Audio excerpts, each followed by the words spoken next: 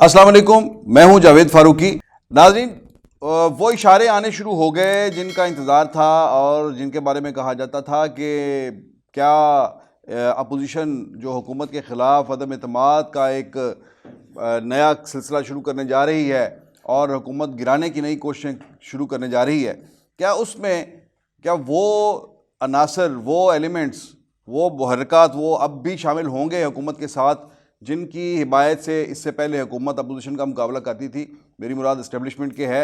तो क्या इस्टेब्लिशमेंट अब इमरान सरकार को बचाएगी या अपोजिशन की मूवमेंट जो है, उसकी तहरीक जो है, उसे खुला रास्ता देगी और बिलवासा तरीके से अपोजिशन का साथ देगी कि हुकूमत से छुटकारा हासिल किया जाए।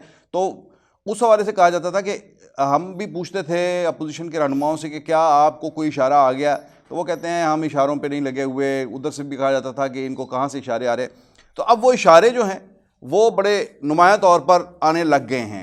जो एक बात दरमियान में थी लटकी हुई कि पता नहीं अभी भी इस्टेब्लिशमेंट किसके साथ है किसके साथ नहीं। अब भी हम ये नहीं कह सकते कि हतमी तौर पर कि क्या ये बिल्कुल ही इस्टेब्लिशमेंट जो है वो अपोजिशन का साथ देगी, लेकिन कुछ ऐसे सिग्नल्स, कुछ ऐसे इशारे ये बिल्कुल आज के दिन में ही जो आए हैं और इससे पिछले 3-4 दिन से जो चीज़ें जो हैं वो आ रही हैं वो बड़ी सिग्निफिकेंट है, बहुत उनकी अहमियत है। मसलन अगर आज की बात कर ले तो आज वो हो गया, वो नहीं हुआ जो होना था, या कह लें कि वो हो गया जिसकी हुकूमत तवक्को नहीं कर रही थी। मसलन आज मनी लॉन्ड्रिंग केस में अपोजिशन लीडर शहबाज शरीफ और उनके साहबजादे हमजा शहबाज के ख़िलाफ़ जो फ़र्द जुर्म आयद होनी थी अदालत में, वो फ़र्द जुर्म आयद नहीं हुई। 18 तारीख इसके लिए मुकर्रर थी, लेकिन ये कल से परसों से खबरें चल रही थी कि अब फ़र्द जुर्म आयद नहीं होगी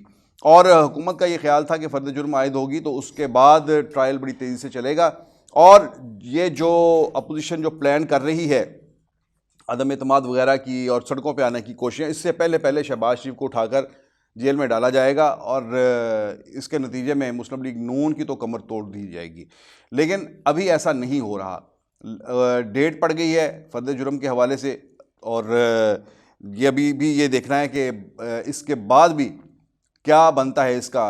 अभी आज जो कार्रवाई हुई है उसके अंदर बहुत ही मतलब ये जो आर्गूमेंट जिसके ऊपर फ़र्द जुर्म आयद नहीं की गई, वो मुलतवी कर दी गई, वो बड़ा दिलचस्प था। वो ये कि शहबाज शरीफ साहब के वकला ने कहा कि जनाब ये जो चालान की कापी FIA ने पेश की है, इसमें से कई इसके जो कागज़ हैं वो पढ़े नहीं जा रहे, वो बड़े मध्यम हैं, उनकी कॉपी जो है वो ठीक नहीं है। ये आर्गूमेंट पेश किया गया और इस आर्गूमेंट की बुनियाद पर फ़र्द जुर्म जो है वो मौखर कर दी गई। बड़ा अजीबोगरीब है ये सारी की सारी मूवमेंट। हम ये देखते हैं कि यही इदारे होते हैं जहाँ से चीज़ें जो हैं वो तब्दील होना शुरू होती हैं। या तो ये है कि जब अपोजिशन के ख़िलाफ़ कोई केसेस हों, अगर किसी को रिलीफ देना हो तो उसके ख़िलाफ़ अगर केसेस हो तो या तो प्रोसिक्यूशन जो है वही ढीली कर दी जाती है। वो प्रोसिक्यूशन ऐसे उसके अंदर देगी, मौक़े देगी कि जिससे मुल्ज़म को फ़ायदा हो जाए और वो केस को लटका ले या फिर उसमें से बरी हो जाए। ये तरीका होता है हुकूमतों का, इस्टेब्लिशमेंट का, किसी भी फ़रीक के साथ डील करने का और उसे रिलीफ देने का। तो आज अब कौन वो जनाब करवा के लाया, उसकी चालान की कॉपियाँ कहाँ से करवा के लाया जो पढ़ी नहीं जा रही थी। पता नहीं कहीं घसे पिटे कचहरी के किसी आम फ़ोटोस्टेट कॉपियर से वो कॉपी करवा ली, या कहाँ से वो किस किस्म की मशीनें थी जहाँ से फ़ोटो कापी करवाई गई या उनकी कॉपीज़ जो है फराहम की गई जो पढ़ी नहीं जाती थी। ये लॉजिक जो पेश की गई बहुत ही मज़ेदार और बहुत ही अजीबोगरीब, और इसमें से सब कुछ, इस धुंधली फ़ोटो कापी में से सब कुछ क्लियर नज़र आ रहा है कि ये हो क्या रहा है। एक तो ये हुआ कि उनके ख़िलाफ़ फ़र्द जुर्म जो है वो मुलतवी होगी। दूसरी बात ये है कि ख़ुद हुकूमत के जो इत्तेहादी हैं वो अब आहिस्ता आहिस्ता वो अपना जो है वो रंग दिखाना शुरू हो गए हैं। चौधरी साहिबान की एक मीटिंग हुई, इससे पहले वो देखिए इमरान खान आए थे, लाहौर आए थे और चौधरी साहब इस्लामाबाद चले गए। हर मीटिंग जो है क्यूली की वो ज़हूरुल्लाह रोड पर चौधरी शुजात और चौधरी परवेज़ इलाही की रिहाइशगाह पर होती है।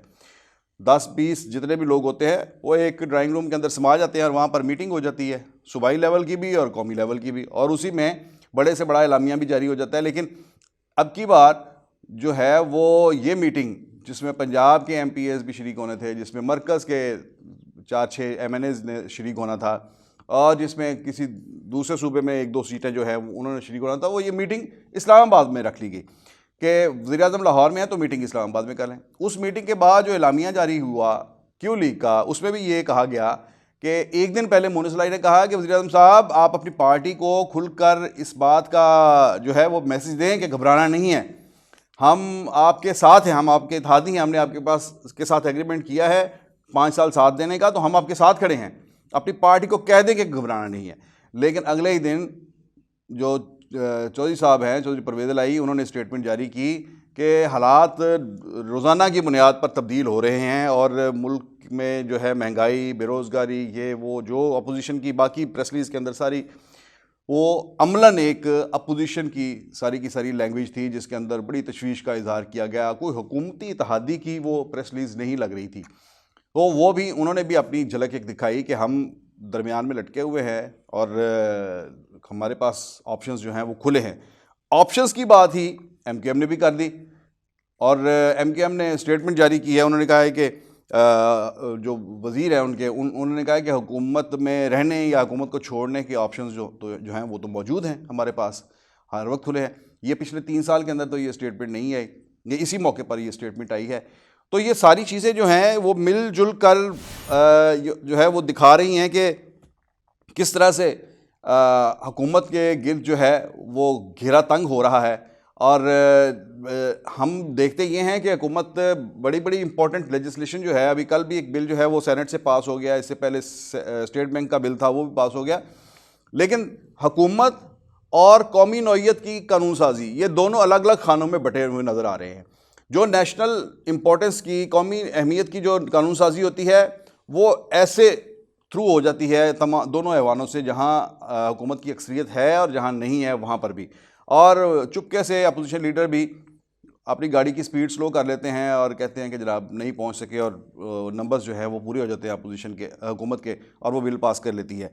लेकिन हुकूमत को जो है वो इस सारे अमल से, हुकूमत में भी आप ये कहें कि वज़ीर-ए-आज़म उनको सिंगल आउट किया गया है कि वो जो हैं उनके ख़िलाफ़ जो है वो घेरा तंग हो रहा है। इसमें जैसे मैंने ये बताया कि जैसे अपोजिशन को कुछ फेवर्स आ रही हैं और दूसरी तरफ इत्तेहादी जो हैं वो भी वो जिन पे तकिया था वो पत्ते हवा देना शुरू हो गए हैं। इसके साथ साथ पंजाब के अंदर जो है तहरीक अदम एतमाद के हवाले से जो अपोजिशन लीडर है मरकज़ में और मुस्लिम लीग नून के सदर शहबाज शरीफ, उन्होंने एक कमेटी कायम कर दी है जिसमें ख्वाजा साद रफ़ीक, सलमान रफ़ीक, राना सनाउल्लाह, सैफ खोखर, अवैस लगारी, इमरान नज़ीर और राहिला खादम हुसैन, ये पार्टी के रहनुमा हैं और ये सब जो है अरकान असम्बली भी हैं, 2 कौमी असम्बली के रुकन हैं और बाकी सूबाई असम्बली के, ये सब लोग जो है उसमें शरीक हैं।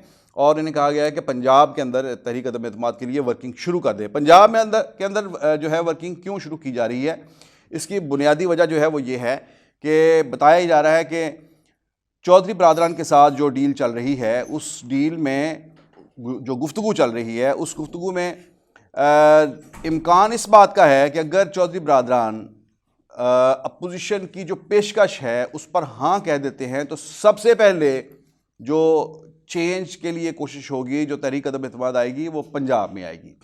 और यही पंजाब से तब्दीली लाकर जो भी जो तय होगा कि किसको चीफ मिनिस्टर बनाना है, यानी इमरान खान के वसीम अकरम प्लस जो हैं वो नहीं होंगे और यहाँ पर तब्दीली आ जाएगी और यहाँ से तब्दीली का सफ़र जो है वो शुरू होगा। इसके साथ साथ दूसरा ऑप्शन जो है वो कौमी असम्बली का भी रखा गया है और वहाँ पर भी अपोजिशन मल्टीपल जो उसके ऑप्शन है उनके ऊपर काम कर रही है। एक तो ये है कि इत्तेहादी जमातों के साथ बातचीत चल रही है कि वो साथ दें। दूसरा ये है कि उन्होंने अपने भी जो है बंदे जो उनका दावा है, अभी राना तनवीर साहब से उस दिन बात हुई, उन्होंने कहा कि हमारे 30 से 35 लोग हैं PTI के जो हमारे साथ राब्ते में हैं।